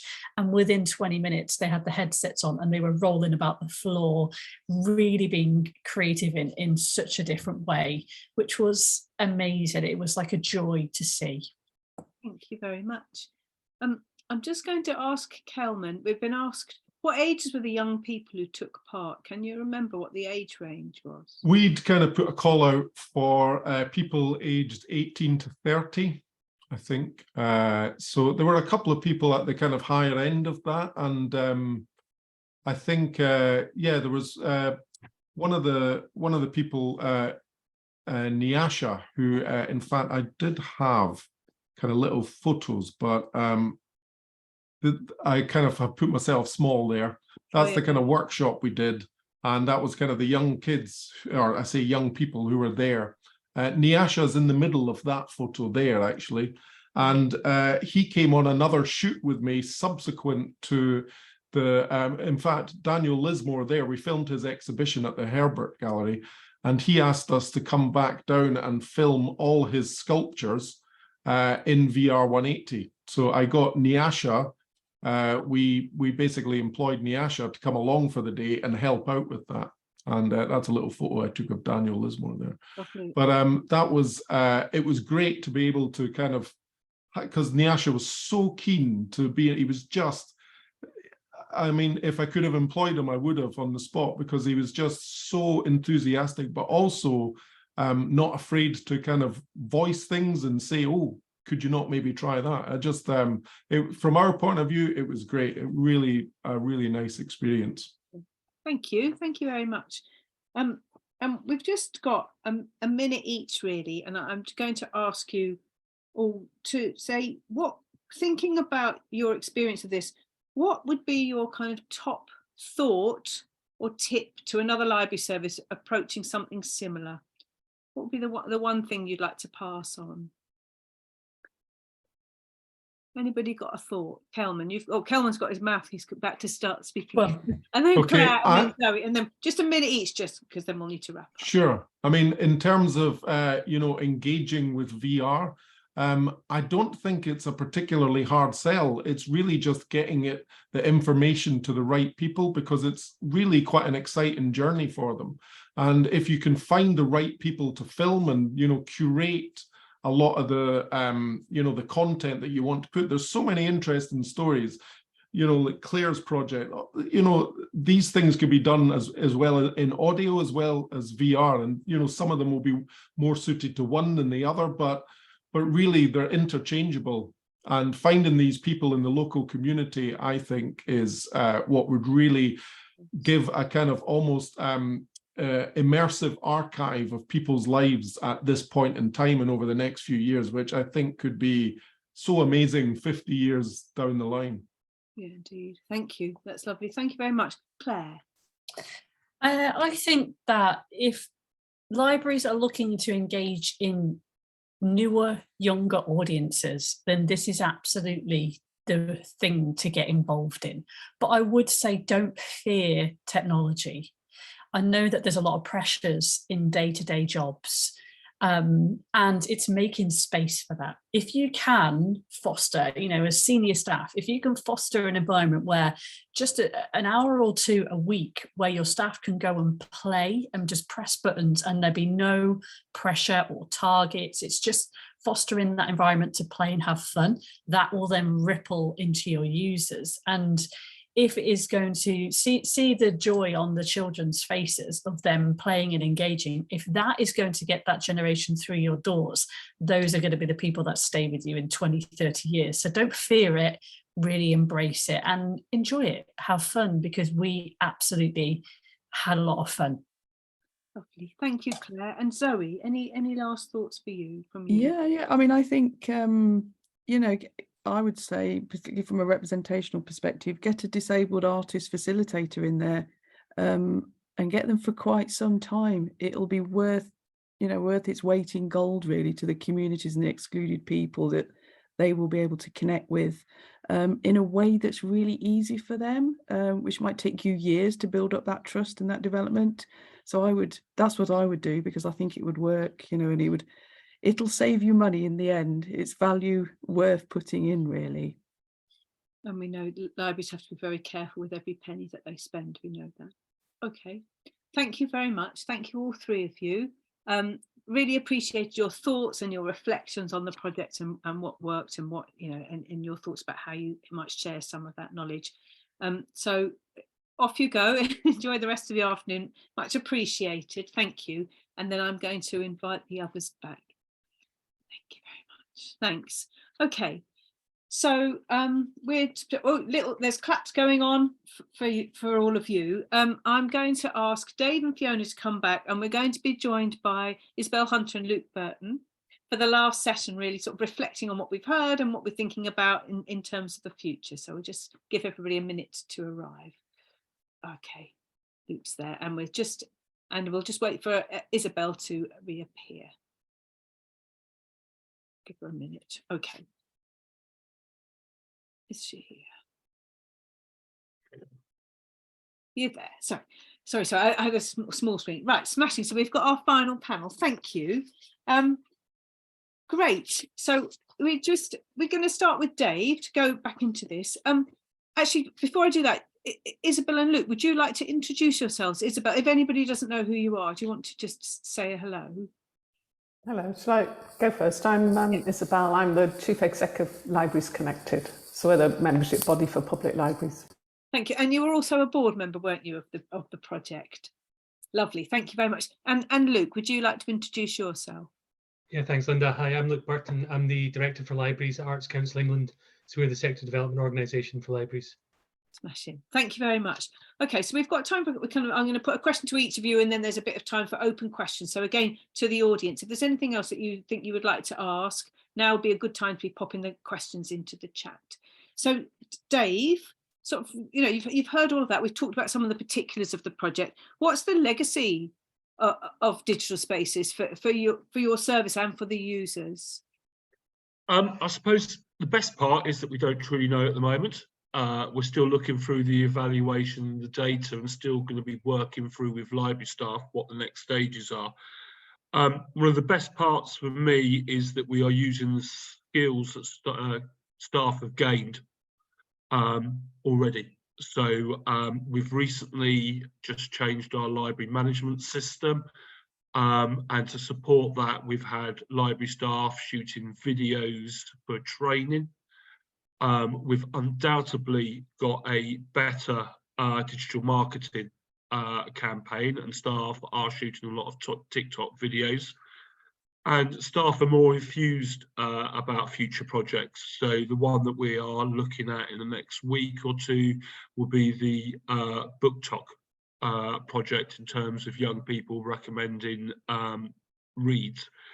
In terms of our users, we're obviously very keen on a Digital Spaces 2 project, and we're very keen to learn from what other library services have undertaken and other VR projects, certainly projects such as story trails and stuff. There is undoubtedly a future for digital cultural activities within library services. I think it could be very different at different libraries, but it would definitely involve library staff in terms of skills, libraries in terms of a venue, and library users being very much key to the decision making about what we actually do. Lovely, thank you. And Isabel, as I said, you're on the board of the Digital Spaces project. Why do you think that libraries are particularly well placed to be hubs of digital creativity? So first, I just want to really congratulate everybody involved in delivering this programme, because sitting on the project board at the beginning, I thought, cool, blimey, this is hugely ambitious plans, but the fact that they've all been pulled off and more is just absolutely storming. What a brilliant project, so exciting. So congratulations, everybody. So in answer to the question, I thought this morning about some of the features of libraries and why they're really well placed for this. So I think I've got about half a dozen key features that make them great digital creative hubs. So firstly, the location. We've got over 3,000 library branches across the country, and they've got amazing locations. So 25% of them are directly on the high street, and 65% are within 5 minutes walk of a high street. So it's hard to think of other open, publicly accessible, freely accessible spaces that have that reach and are so easy for people to go to or to drop into when they're wandering along doing the shopping or heading off somewhere else. Another really, really key feature is trust. So, we've heard this afternoon, how people are often wary of new technology, and I think AI has brought, another level of scaredness and mistrust. So the fact that library staff are trusted is really key. So there's an annual poll by Ipsos Mori that looks at levels of public trust in different professions. So librarians were included in the poll a couple of years ago. And that year, nurses came out top with 94%. Librarians were snapping on the heels with 93%. Whereas in other groups, like local councillors, for example, were just scraping 44%. So I think that trust is really important. People will trust coming into a library staff trust that they can safely try new things. The third factor, I think libraries have always been places of exploration and creativity. So even if we wind back to the 19th century and the birth of the public library movement in the mid-19th century, they were places where they were about borrowing books and reading, and they were also often had other spaces built into them. So museum spaces, so you could explore other cultures and other ideas about creativity. Or art. They sometimes had debating spaces and performance spaces. And then as we moved into the 20th century, again, as a gateway to creativity and culture, many of them brought in record libraries, and even some of them even had lending, you could borrow paintings and pictures to take home to adorn your walls. So I think that place where you can go in and freely explore your own ideas, other people's ideas, great cultural ideas, that's always been right at the heart of what libraries do. And the fourth factor, I think, has been mentioned quite a bit again earlier today. So the trained staff, so staff that are not just trained technically, but I think there's something about the way that library staff are very empathetic. They always take the time to find out who is that individual or who are these groups of people. They don't assume just by looking at somebody what they want. It's always about that thought of, right, how can I help this person? How can I make them have a really positive experience? And so again, I think that's really, really important to help understand how different people may need to be supported or encouraged or excited through this journey. The fifth factor, I think, is that there are loads of other resources in a library. So you're not going into a blank space to try this, but you're going into a place that's buzzing with ideas. So just the ideas shouting out of the books on the shelves. There may be rhyme time going on in the corner, so you've got that burst of energy from kids doing something creative and fun.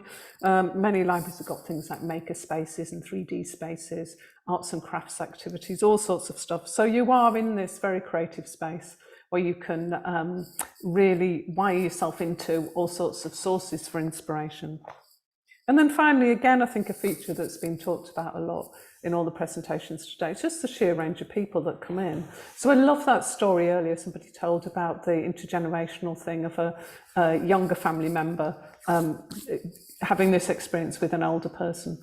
And again, it's very hard to think of a public space where people from all walks of life, all sorts of different backgrounds, can come together and experience this. And I think that's really, really important when we're thinking about sort of the new digital world. So it's a whole new world, and how important it is to make sure that a really wide range of people have got those that ability to enter Narnia, really. That it's not the whole new digital world isn't a world just for the privileged few, but libraries have got a really important world to open up that secret door at the back of the wardrobe and let as many people as possible through.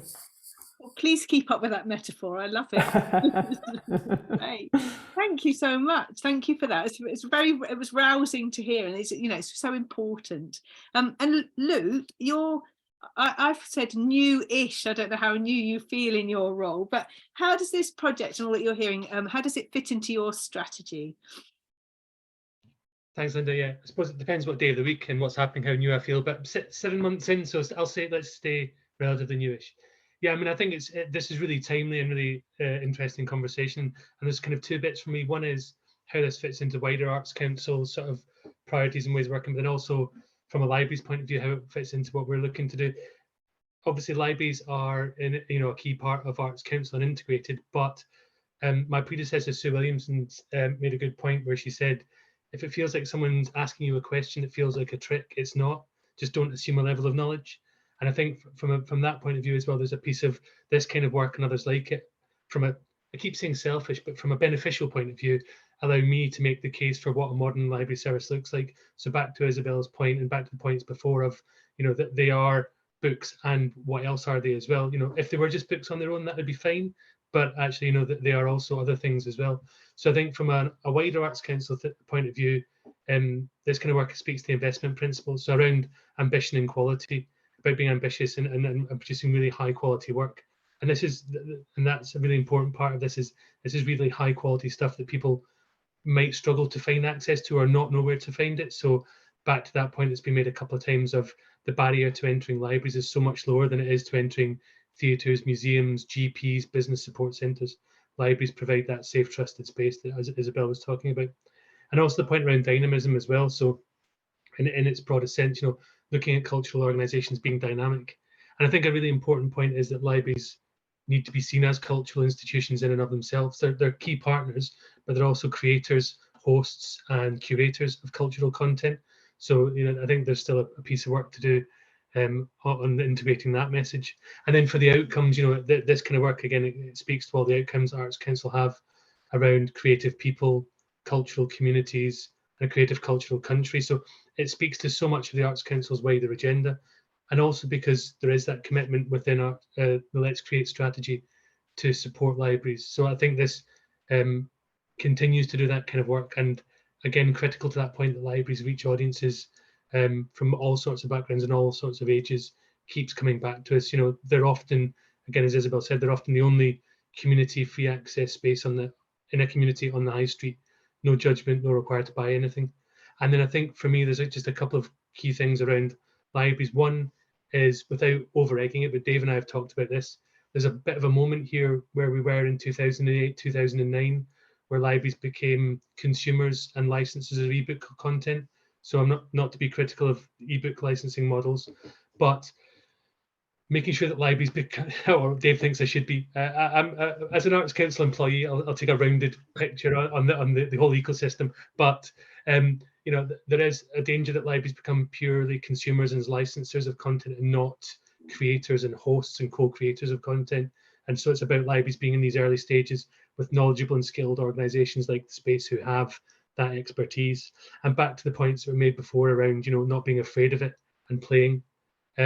I think there's an advocacy piece about demonstrating a modern library service that's relevant and putting libraries within ACE's agenda. And I think there's a wider piece around heads of service are trying to keep doors open and keep staffing going and deal with the day-to-day financial position and always have this, that they're focusing on so much. And where can we, at scale, has been mentioned across the sector, give the headspace for them to understand this space? Because if you walk into a library, I was a head of service in Newcastle for 3 years through the pandemic, I had a bit of a crash course. But if you'd come to me and said, oh, you need to be thinking about the metaverse, because in 5 years' time, the 3D internet space is where your users are going to be accessing the internet and where businesses are going to be operating, I'd have said to you, well, I've got 5 staff down, so I can't open this building. I've got an issue with this building moving, and I'm also trying to answer a budget deficit. So back to that point that's been made around scale and collective will, it's not about having the same offer in every place. And I think it was maybe Zoe that made the point about people seeing themselves in their local library, but also showcased in that central library. It's giving these opportunities for people in their spaces, in their communities, seeing content that is and of and by people like them, which libraries provide a valuable space to do that. But the relationships like this with the space, and to echo Isabel's congratulations to everyone's work, is this is the kind of project that keeps coming up as a, there's the BBC, there's some of the work that Story Trails have done. There's only a handful of projects that have done this. This one here really speaks to the library and what wanted to be delivered. And Coventry and the Space have done what I and the innovation and technology team at Arts Council think needs to be and should be done on a national level. And I think that's where we can be working towards as a group of organisations and the power of our partnerships.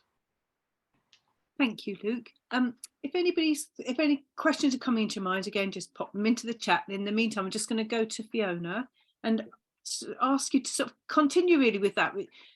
What other work might the space want to do with libraries, and what's already going on with libraries? Yeah, well, I think And sort of the micro and the macro. So I think we're aware that every library service and every region of the country is facing different challenges as different communities. So we, as an organisation based in the West Midlands in Birmingham, with our current funding from Arts Council England as a member of the national portfolio, have a specific project that we're just about to launch for library services in the West Midlands, particularly in Levelling Up for Culture areas. And that programme is really at that kind of introductory level of digital skills. What do we need? Let's not overwhelm. Let's not, kind of cut ourselves off the knees straight away by trying to imagine that every library service can have all of this available and, upskilling all the staff. So that's a sort of a gentle introduction to, social media, use of social media, kind of where and how can library and library staff position themselves. But then definitely, I think Dave's referenced it, we would love to see this project go larger, because we think we've learnt quite a lot that would be helpful to have a conversation with lots of other library services. But the big point, which I think various people, including Luke, have just referred to, is if we can get a group of library services, the joy of digital is it doesn't matter if you're in Newcastle and Coventry and Exeter. The three of you can be talking digitally and sharing skill and sharing resource.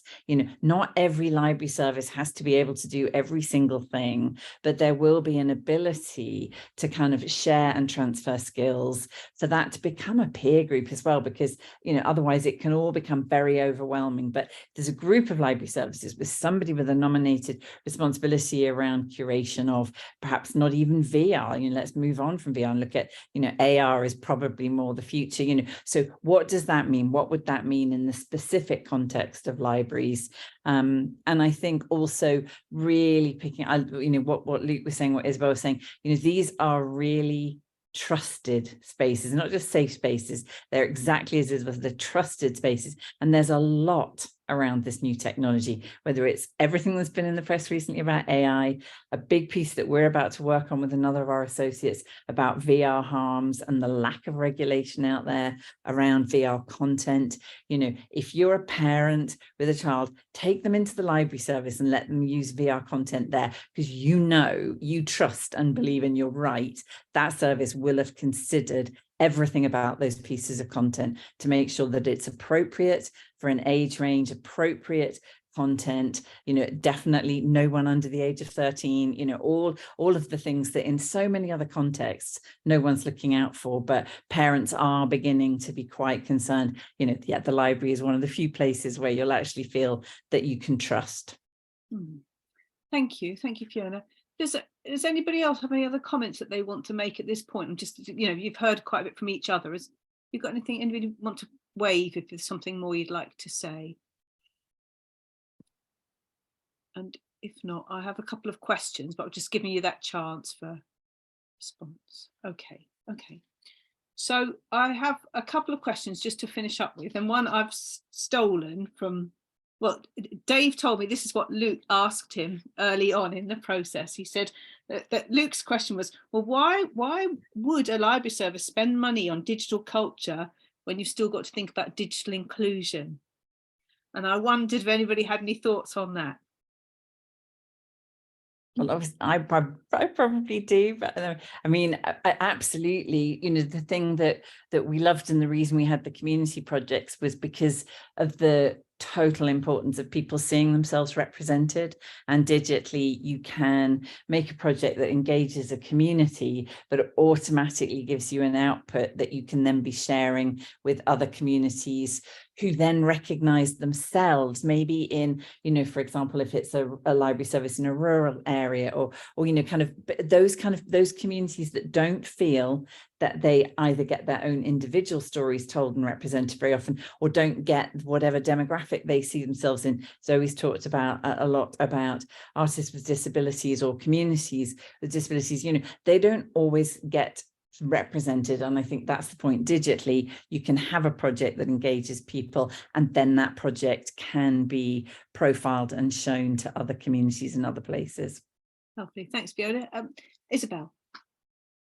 Yeah, I think that's, Fiona said some really powerful things there. And I don't think it's an either or, because, you know, the digital, virtual digital world is becoming very much a real world. So it's important that everyone has a chance to be involved in it, and thinking about the ways it will become more and more part of everyday life. So, you know, working, we may all be not just using Zoom, but 3D, virtual 3D experiences to meet with colleagues, have job interviews and so on. Increasing use of it in, say, medical doctor's appointments.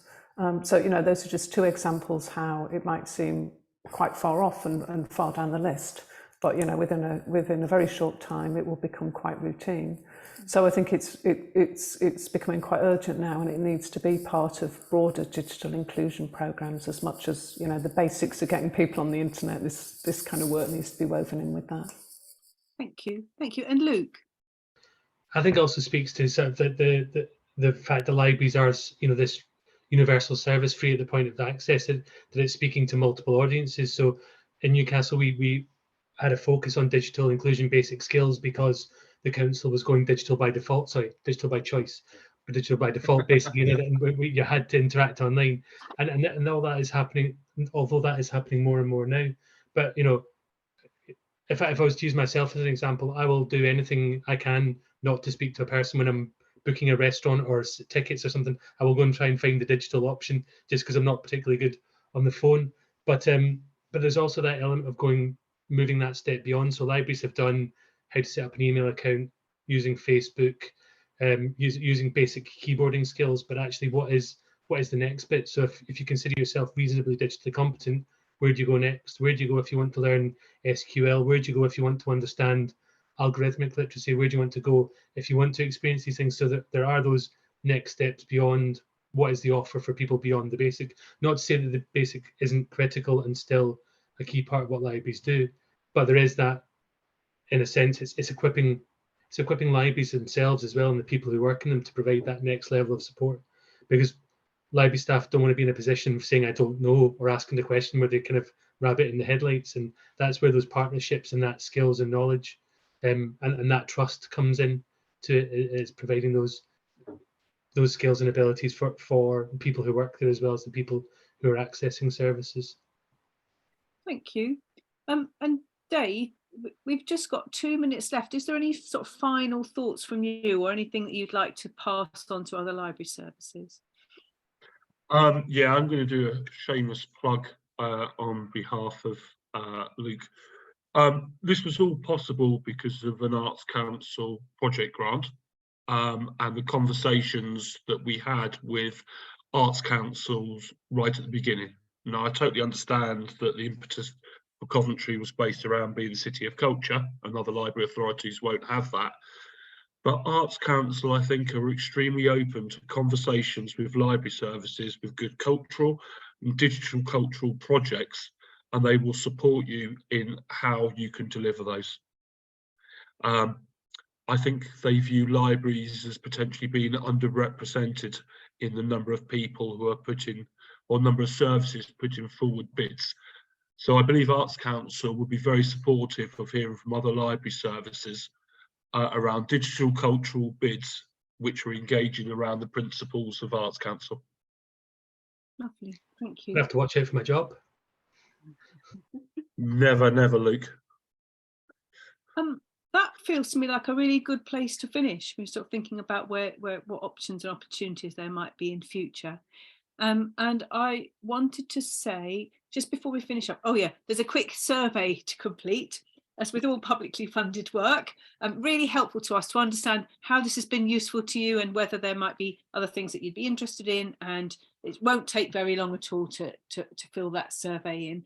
And lastly, to say thank you so much to everybody on the panel for so generously sharing their time with us today and their thoughts and their reflections on it. And also thank you very much to everybody for attending and listening and taking part in the webinar. And also just to say again, we've got the documentation, the dissemination toolkit is going to be available via the library's Connected website as well as the Space websites. That'll be another place when you can find it and share it with your colleagues.